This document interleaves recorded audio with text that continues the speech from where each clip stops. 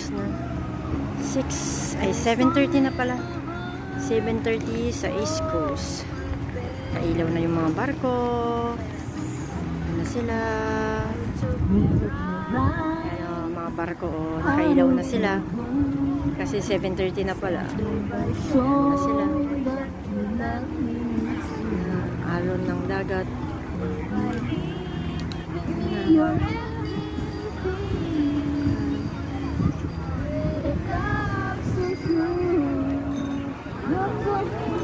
Daming tao dito sa tabing dagat dahil Chinese New Year holiday. Holiday dito sa Singapore. 3 days now. Pahinga. Hanggang Lunes, holiday. Ayan. Puno na yung restaurant.